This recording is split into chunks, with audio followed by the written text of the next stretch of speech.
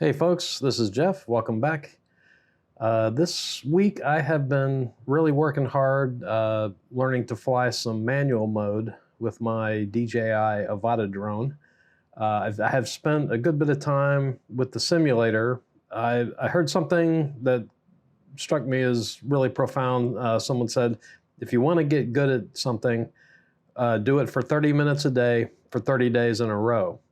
So I have been spending time every day in the simulator, and it's helped me a lot. But you also need to get some real world experience with the actual drone itself. There are some differences, but I'm finding that the simulator really helps me get the feel and the muscle memory, working the controls, and helps me build my confidence. I'm still not hitting super tight gaps with it. I'm not crashing it like I was the first time I tried it in manual mode. I bounced off the ground pretty good, flying around like crazy, but I've gotten pretty good at it. I'm still not venturing around where people are yet. I found this nice little spot to fly. It was not my usual place. There was a parking lot I go to of a large business. Used to be a school on the weekends, and most of the time there's nobody there, so I have this big huge empty parking lot with a field that I can practice in. But this particular weekend there were people there working, so I had to find somewhere else, and I found this field behind a church, and it turned out to be just perfect. There was one place where I did bounce off the ground in a little bit. But as you can see here, I'm still working on doing some rolls. I need to get better coming out of it, smoother, but I'm still doing it like up high. So if something happens, I have time to either slam it back into normal mode or pull up, and done okay with that. So I'm still figure my way around it, but my main thing I try to find is like where there are no people around, because the Avata is kind of loud and a bit obnoxious, and so I don't want to be buzzing around. Like I went to a park and there were a bunch of people fishing and all that, and I thought, if I start flying around here, they're gonna get mad. So I found this spot and nobody's around. It's worked out really well. So, but yeah, doing the simulator, I'm alternating between DJI's virtual flight assistant. That one has quite a few maps that I really like. The parking garage is one I'm not able to really do very well yet. It's a very tight space, and I'm doing okay, but I'm finding that real fine control is still eluding me yet. So I'm getting there, but I think I have to work up to that one. But the factory, and then the one I think it's called Sky City, is a lot of fun to just go around. And the things I'm able to do in it are way different from when I first started using the simulator. So I know I'm improving with it. I just have to keep at it. So that's my goal, is to just keep doing the 30 minutes a day for 30 days in a row. I'm about 3 weeks into that right now. This particular shot, I think I went up to the height limit, and as soon as I got near 400 feet, it stuck itself back into sport mode. Took it out of manual, so I wouldn't keep going high. I think there's a limit I probably still have that turned on. So, but I do like that the drone will do both. If somebody walks up on you or something, you need to, kind of pause. You can basically just stop the drone and it'll hover. So I really like that safety feature for myself. But yeah, it's coming along. I'm working up to being able to do a lot more. I know the Avata is some of the big FPVers say, it's underpowered and it has some issues if you're doing like these sudden flip turns, and it can be in places where like I've heard some people saying that it'll just crash to the ground on its own when you come out of some of these maneuvers, but I haven't experienced that myself. I started with the motion controller, and as a bird was annoyed with me here. He's buzzing the drone a few times. I think I must have got near its nest, so it wasn't happy with me there. But yeah, I'm not. I don't think I'm not looking to do the wild tricks and spins and some of these flips and hairpin turns, but I do like being able to do like a inside a building tour. I've done one of those for a client. I used the motion controller because it was just so easy to do it. But I know like inside a building, manual mode goes so fast.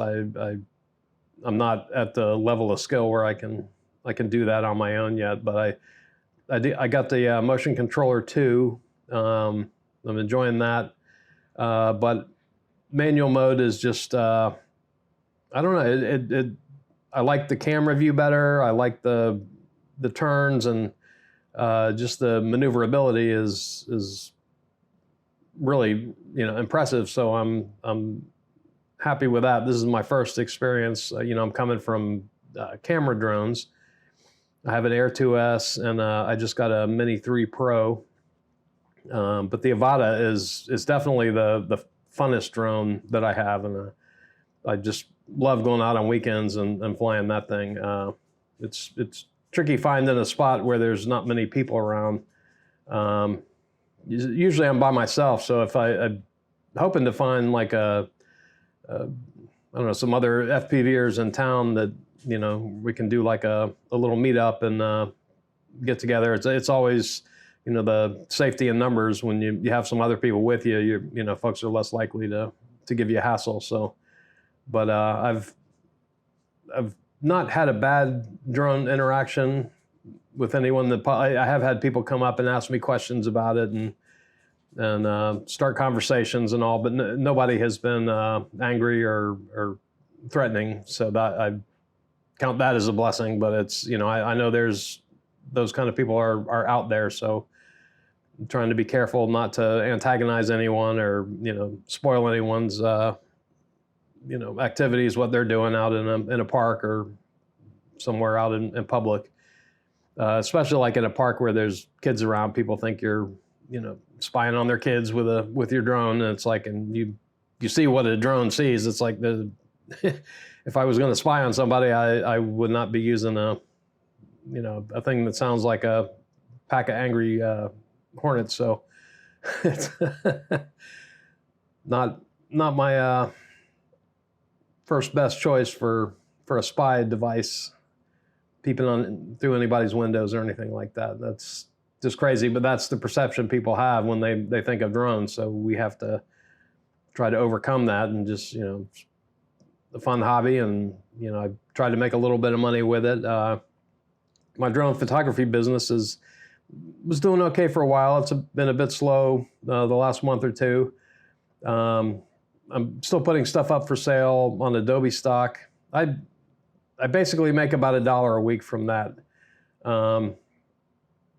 Trying to put a whole bunch of stuff up, but it's funny because some of the things that I think are great photos and this one's going to sell, those are the ones that don't. This is where I crashed into the ground. I didn't see those little things hanging down and tried to go under them, and it hit the ground and then flipped sideways into the bushes. And the side I thought it was on turned out not to be that. I had to make it beep to actually find where it was. And in my parking lot flying, I had a spot where it hit a palm frond and then fell to the ground, and the battery popped out. So I bought a little third-party clip that screws onto the drone, and then that little clip holds the battery in place, so it cannot pop out, which has been a great investment, because now I don't have, if I need to make it beep, because there have been times where it's crashed somewhere and I know about where it is, but if the grass hasn't been cut in a while, or like it was in those bushes right there, but I couldn't see it, and when I made it beep, it's like, oh, there it is. I went right to it. So that's definitely something I need. And if your battery pops out, then you don't have that. So it's yeah, that little clip, it was, I think, like $13. It was a good investment, so I'm real happy with that. So, but yeah, the commercial work it's okay, but it could be better. I'm not advertising really. I would love to get more work. I'm not looking for to make a job of it. I have a day gig I'm happy with, and I don't want to swap that. I'm just, but to go out on weekends, or once in a while go do a lunchtime gig or something is I'm more than happy to do that. Any chance to have the drones pay for themselves is great. It is an expensive hobby. Another thing I saw with FPV, somebody made a comment. They said if you can only afford one, you can't afford to have a drone. It's and in the past, I've had drones and crashed them and been without, and that's been bitter to be grounded. So now I have 3 drones, so I'm determined not to be ever grounded again. I know losing drones is just part of the way of life with doing that. Sooner or later, you're going to crash one or have a flyaway, and something will happen. But I'm trying to be safer with it and not have that happen. But I know it's always a possibility. But I did was, I guess, about 14 months ago, I lost an Air 2S up in the hills in Tennessee. I was on trying to get some shots of this mountain. I was on a road trip, and I pulled over and thought, I'll get some shots. And I'm from Florida, where everything is super flat. And I set my return to home. I look around what the highest thing near me is, and I don't have any issues. But in Tennessee, there was this large hill that I went over. And I didn't realize it, but my return to home was set at 200 feet, which in Florida is, where I live, there's no buildings or trees that tall, so everything is always fine. But in Tennessee there, it went over that hill and it disconnected. And it went to 200 feet and tried to come back, and there were trees in front of it, so it couldn't progress. And it was over a wooded area, and the battery died and it landed. I was not connected to it at the time, but I did try to find it, and I got close enough to it that it pinged once. I saw about where it was, but I actually went into the woods, went spelunking, which was probably not real safe. Probably could have got bitten by snakes or whatever else, bears or whatever. This was a wooded area, and I went in there and tried to find it. For my last shot here, I switched to the motion controller to try some things out, because there was something I wanted to test with it, with the view and the head tracking and all that. But yeah, I wasn't able to find the drone, so I ended up driving away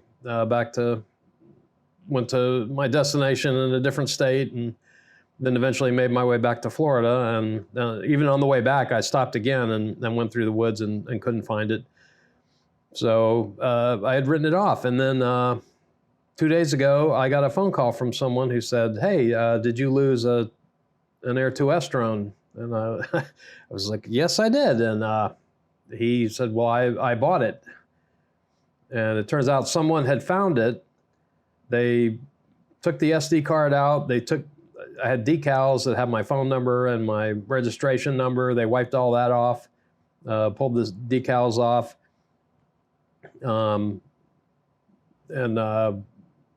sold it to this guy for $45, which I would have given a reward for more than that. So but he said, yeah, the guy had found it about 2 months ago.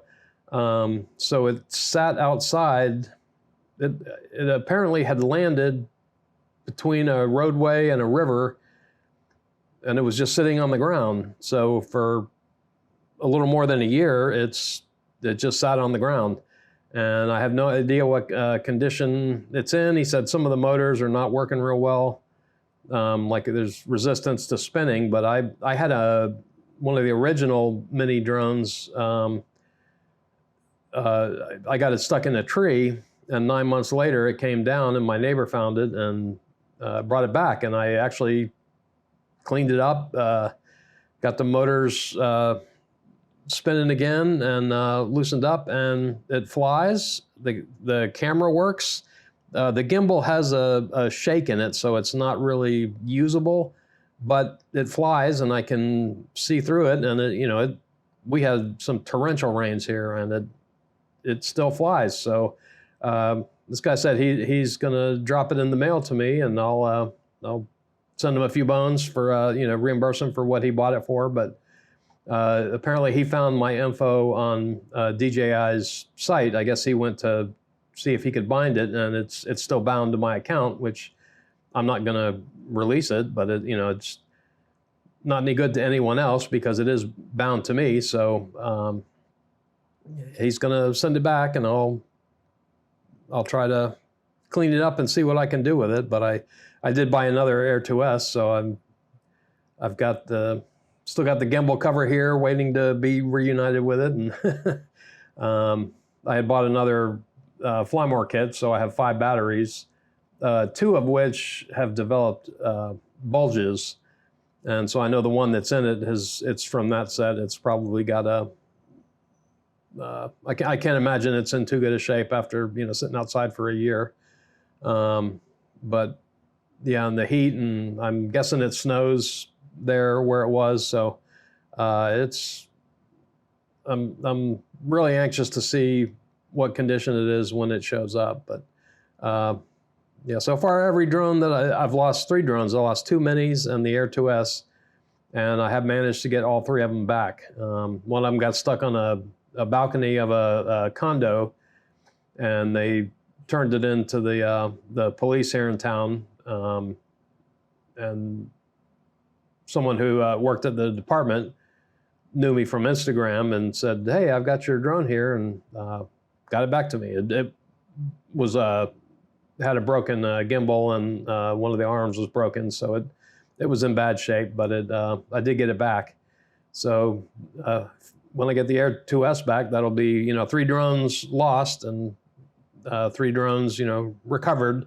But unfortunately, I did have insurance on the Air 2S, but it's since expired, so I wouldn't be able to send it back for a replacement. But it's just will be nice to have it back, to have the closure of it. So that's catching up to what I've been doing with my flights and my activities lately. Having a lot of fun with the Avata. Going to keep working with manual mode, and hoping to get out and do some road trips soon. I know we've got potentially a big hurricane brewing off in the Gulf that could affect us coming up. So about a year ago, I did get some footage after we had Hurricane Ian. There was a lot of flooding in the area. I had someone contact me to go check if their apartment was okay. But yeah, well, thanks for watching and listen to me ramble. Like and subscribe and all that good stuff. And I will talk to you in the next one.